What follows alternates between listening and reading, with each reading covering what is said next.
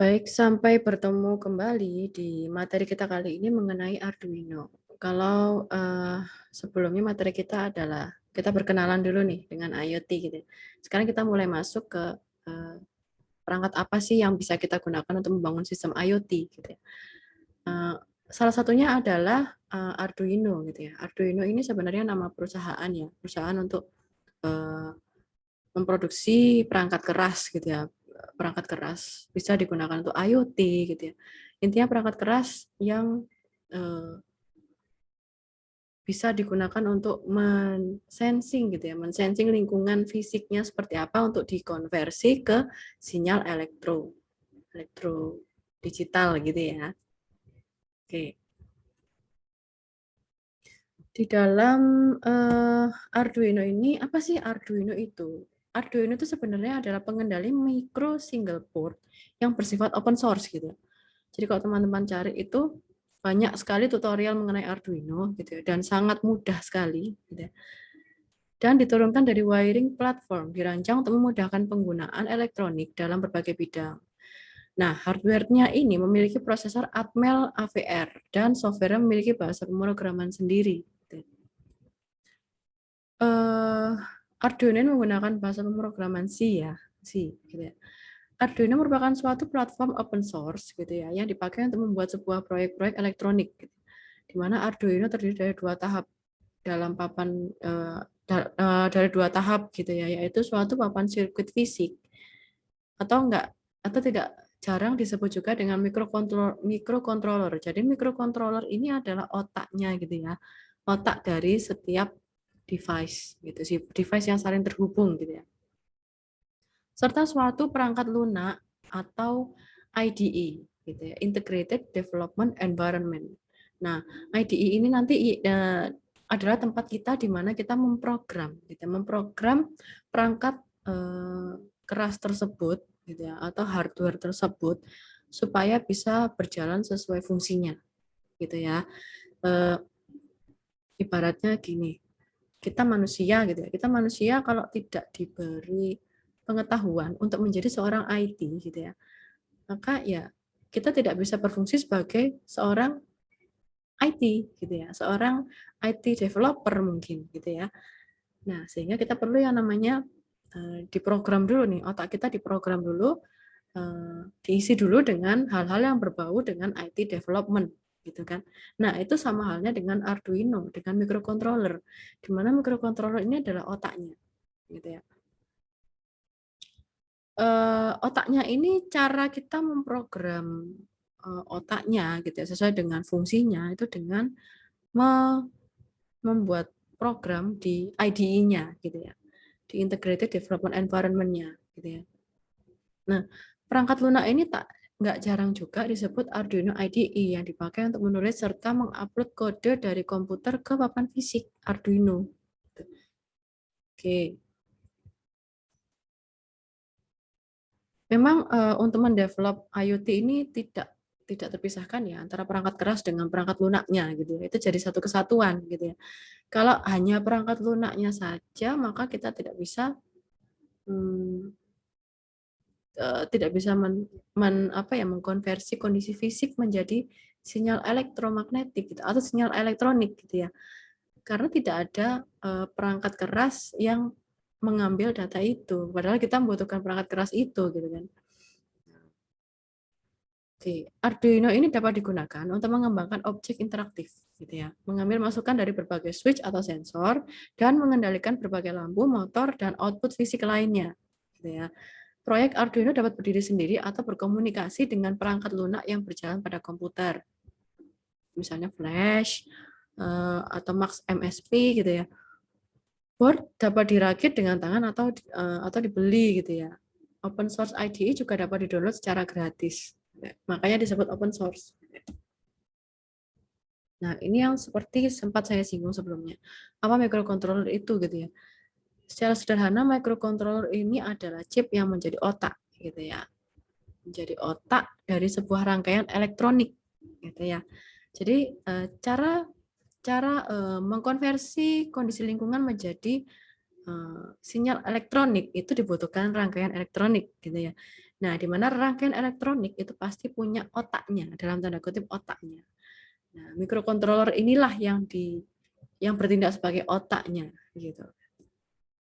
Nah, lalu ada, kalau teman-teman mungkin sudah pernah dengar sebelumnya gitu ya, ATmega 328 gitu. Arduino Uno ATmega 328 gitu ya. Arduino Uno itu salah satu jenis mikrokontroler di Arduino gitu ya. Nah, ATmega 328 ini adalah chip mikrokontroler 8 bit berbasis AVR RISC gitu ya. Teman-teman kalau sudah belajar organisasi komputer pasti tahu RISC gitu ya. Buatan Atmel. Nah, chip ini memiliki 32 KB memori ISP flash gitu ya. Artinya kapasitasnya itu 32 bit untuk mengembed program gitu ya. Dengan kemampuan baca tulis atau read write gitu ya. Bisa di read, bisa di write.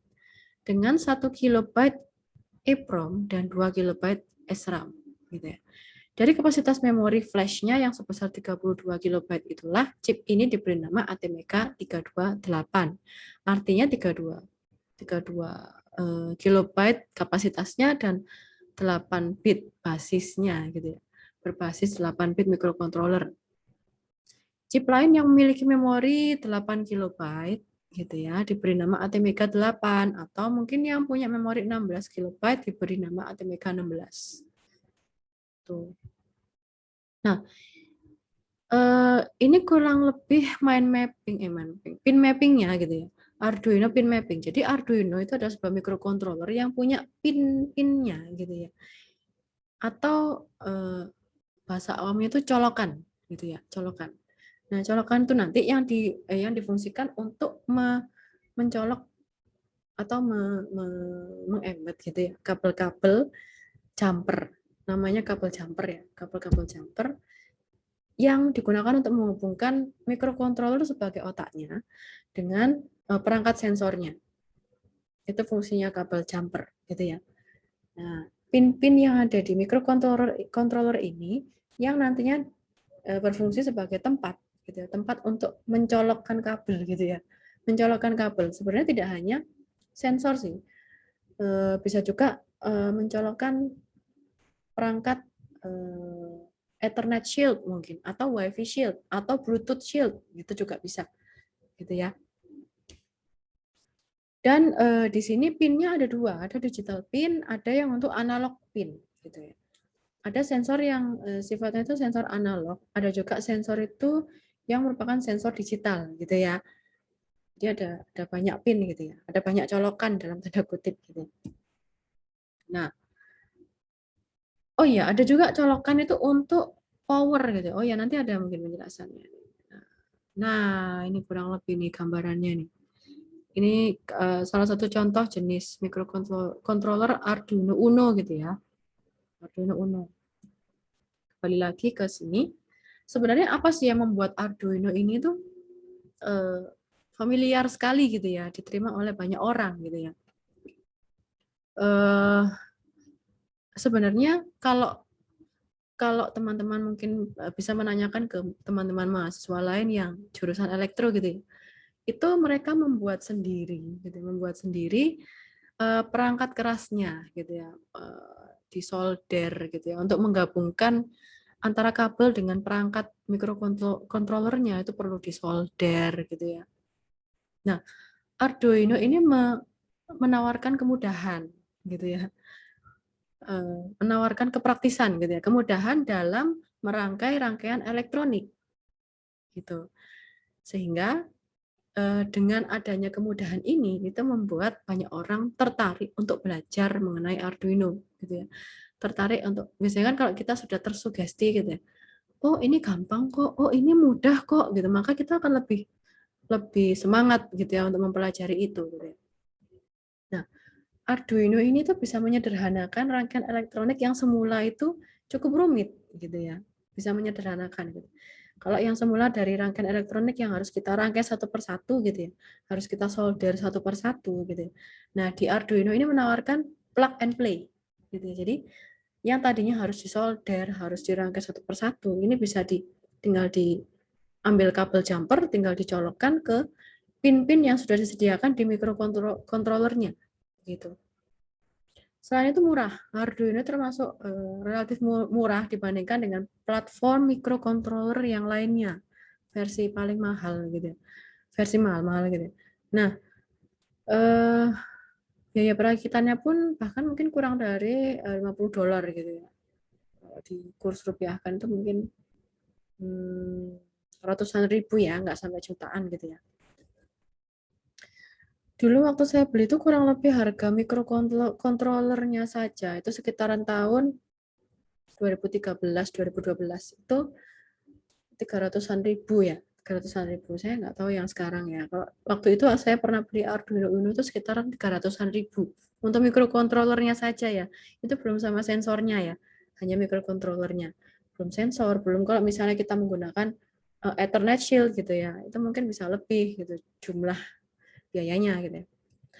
Lalu ini cross platform, jadi IDE-nya gitu ya, atau perangkat lunaknya dari Arduino IDE itu bisa berjalan di Windows, bisa berjalan di Macintosh gitu ya, atau bisa berjalan di Linux gitu ya, sehingga termasuk ya fleksibel gitu ya, termasuk fleksibel ketika kita harus mendevelop rangkaian elektronik gitu ya. Oke. Dan sederhana tadi ya, lebih sederhana. Sehingga ini bisa mendapatkan hatinya gitu ya di masyarakat luas gitu. Atau mudah diterima orang banyak. Lalu open source gitu ya, open source. Nah, open source di sini tutorialnya itu sudah disediakan secara gratis gitu ya.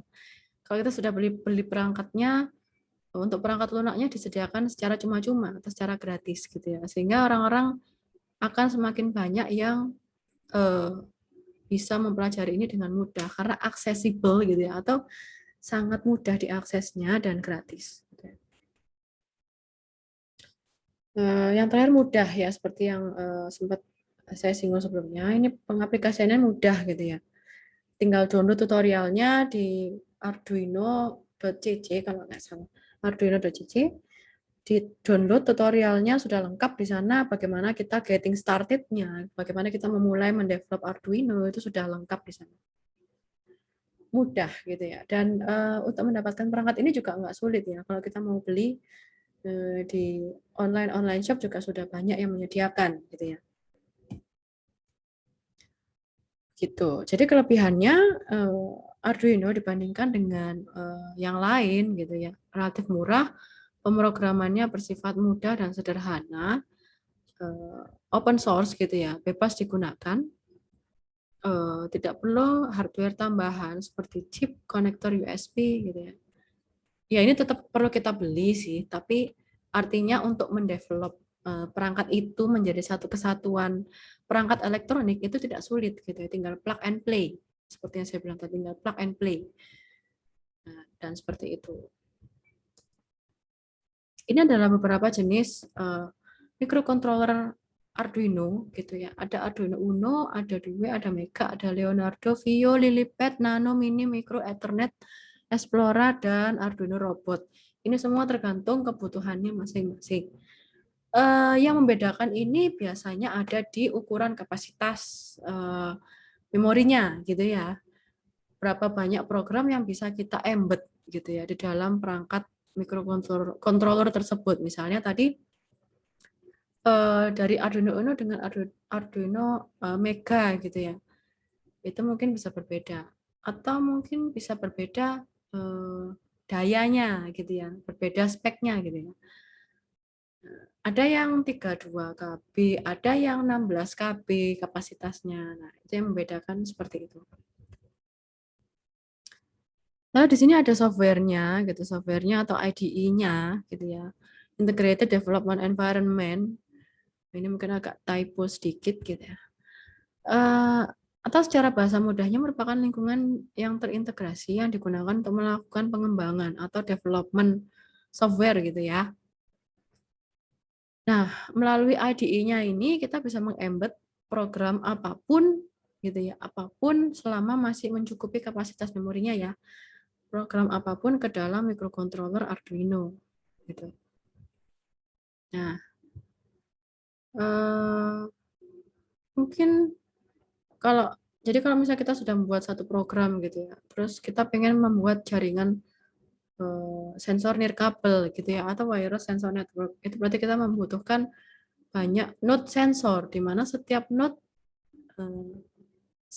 sensor itu pasti butuh satu otak ya, pasti butuh sebuah otak gitu ya, satu microcontroller untuk membuat sensor tersebut bisa berjalan sebagaimana fungsinya gitu ya. Bahasa pemrograman untuk IDE-nya gitu ya. Untuk IDE-nya itu dibuat dengan menggunakan bahasa pemrograman Java. Tapi untuk kita memprogram microcontroller tersebut kita menggunakan bahasa C ya. C dan C++. Nah, ini cara untuk menulis penggunaan Arduino software-nya. Untuk menulis sketch-nya gitu ya. Sketch-nya ini ditulis dalam suatu editor teks dan disimpan dalam file dengan ekstensi .ino gitu ya, ino. Gitu. Text editor pada Arduino software memiliki fitur-fitur seperti cutting, paste, searching, dan lain sebagainya lah. Ada pesan error, compile, dan upload program gitu ya. Jadi kalau kita kita menuliskan program gitu ya, kita selesai menuliskan program untuk mengecek ya, untuk melakukan pengecekan bahwa aplikasi yang sudah kita embed ke perangkat Arduino ini apakah sudah sesuai atau belum. Kita perlu mengupload program tersebut. Setiap ada perubahan dalam program, kita perlu mengupload gitu ya, mengupload ke perangkat kerasnya. Lalu kita running gitu ya, kita running programnya apakah bisa mendetek lingkungan fisiknya sesuai dengan fungsinya. Misalnya kalau kepingin mendeteksi suhu gitu ya, mendeteksi suhu apakah bisa dengan tepat mendeteksi suhu. Itu misalnya suhu Malang saat ini 27, suhu Surabaya saat ini misalnya 29, dingin ya, 29 ya, 29 gitu ya. Nah, kita harus punya alat lainnya gitu ya, alat lainnya untuk sebagai kalibrator gitu ya. Kalibrator itu sebagai pembanding gitu ya. Jadi kita perlu punya alat lain, alat temperatur lain yang akurat gitu ya, yang jauh lebih akurat dari ini gitu, dari Arduino yang sedang kita develop gitu ya, untuk membandingkan atau sebagai acuan gitu ya, sebagai acuan apakah sensor suhu ini memang sudah sesuai mendeteksi temperaturnya gitu ya, sesuai dengan keadaan yang sesungguhnya gitu ya.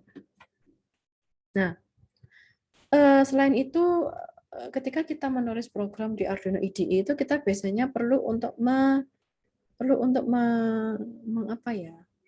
mendefinisikan nih port mana yang kita gunakan gitu ya. Port mana yang kita gunakan. Dan itu biasanya ada di konfigurasi dari, kalau misalnya menggunakan Windows gitu ya, ada di konfigurasi settingnya, biasanya ada port berapa yang digunakan untuk develop Arduino gitu ya. Nah, kalau kita membuka gitu ya, membuka sketch awalnya itu seperti ini. Jadi ada void setup. Biasanya setup ini yang digunakan untuk mendefinisikan port berapa yang digunakan gitu ya. Atau mendefinisikan ada void setup dan void loop gitu ya. Atau bisa juga di void setup ini untuk mendefinisikan fungsi di void loop ini. Void loop ini nanti akan di running setiap periode berapa detik sih gitu. Akan mengambil data suhu setiap berapa detik. Nah, seperti itu. Biasanya di sini di void setup ini isinya inisialisasi gitu. Inisialisasi, lalu ada port berapa yang digunakan gitu kan. Dan lain sebagainya. Nah, ini adalah penjelasan tombol-tombol pada software Arduino IDE gitu ya, IDE. Ada verify. Verify ini fungsinya untuk melakukan checking code yang sudah dibuat, apakah sudah sesuai dengan kaidah pemrograman yang ada atau belum. Lalu ada fungsi upload, tombol upload di sini untuk melakukan kompilasi program gitu. Kompilasi program atau kode yang dibuat menjadi bahasa yang dapat dipahami oleh mesin gitu, atau Arduino ya dalam hal ini. Lalu berfungsi untuk membuat sketch baru, tombol new gitu ya. Open berfungsi untuk membuka sketch yang sudah pernah dibuat, save untuk menyimpan, Lalu ada serial monitor gitu ya, berfungsi untuk membuka serial monitor. Serial monitor di sini merupakan jendela yang menampilkan data apa saja yang dikirimkan atau dipertukarkan antara Arduino dengan sketch pada port serialnya, gitu ya. Serial monitor ini sangat berguna sekali ketika kita ingin membuat program atau melakukan debugging tanpa menggunakan LCD pada Arduino. Jadi, jadi kadang-kala kita mendevelop sistem IoT itu tidak menggunakan LED. Padahal kita kan kepingin tahu ya, kita kepingin tahu data ini tuh berapa nilainya. Itu pasti kita butuh yang namanya monitor. Sebuah monitor apapun itu bentuknya, entah itu LED, entah itu monitor laptop gitu ya, untuk melihat data hasil running program. Ya kan? Karena dari situ kita nanti bisa menilai apakah hasilnya sudah sesuai atau belum begitu kan. Nah, kalau misalnya nanti ketika teman-teman mendevelop dan tidak menggunakan LED gitu, tidak memerlukan LED, maka teman-teman bisa melihat dari serial monitor ini gitu untuk melihat hasil dari program yang sudah di-develop gitu, hasil running programnya seperti apa. Itu bisa melalui serial monitor ini. Oke, untuk pertemuan mengenai materi Arduino ini cukup sampai di sini dan terima kasih.